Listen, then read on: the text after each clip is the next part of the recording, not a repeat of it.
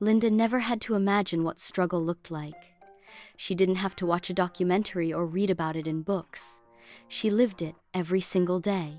She grew up in a township just outside of Durban, a place that moved fast but stayed the same.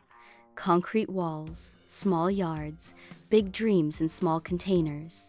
She knew how to make pap stretch for 3 meals. She knew the weight of carrying adult responsibilities as a child. And she knew that dreams, they were something you learned to silence. Because in her world, hope was a luxury. Linda grew up hearing the same things. Money doesn't grow on trees. You must work twice as hard to get half as far. People like us don't get everything they want.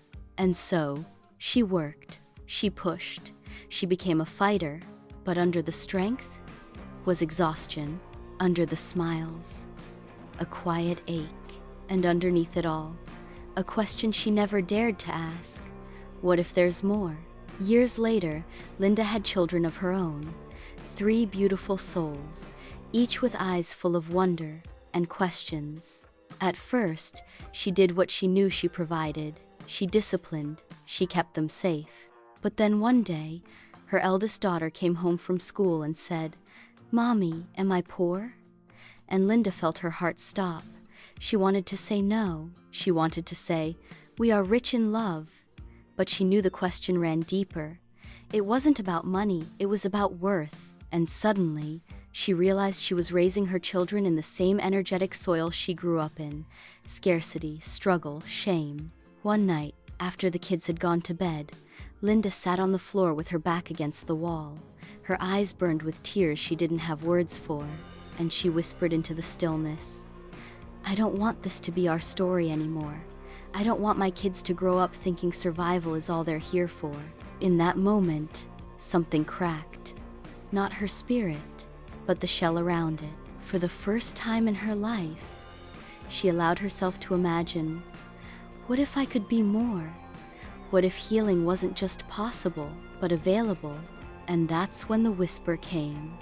Through a friend, through a conversation, through divine alignment. The Dinaledi Institute. It wasn't loud or flashy. It wasn't a quick fix promise. It was a mirror. One that reflected her back to herself. There, Linda learned that transformation doesn't start with money, it starts with belief. She started doing the work, the inner work. She sat in circle with women who looked like her, but dreamed bigger. She learned about energy, about identity, about worth, and slowly, something began to shift. Linda began to notice her posture changing. She spoke softer, but with more power. She said no without apology. She said yes with full ownership. She no longer walked around with guilt tucked into her shoulders. She walked with grace. And her children noticed. Her daughter started journaling affirmations. Her youngest son began asking if they could do meditations like Mommy. And her oldest? He said, "Mommy, I like it when you smile more. It makes the house feel warm." Linda cried that night. Not because she was sad, but because she finally believed she was enough. You see, Linda had been driving in circles for years. Same beliefs, same patterns, same roads. But through the Dinaledi journey, she got off the dusty road of limitation and started building her own highway.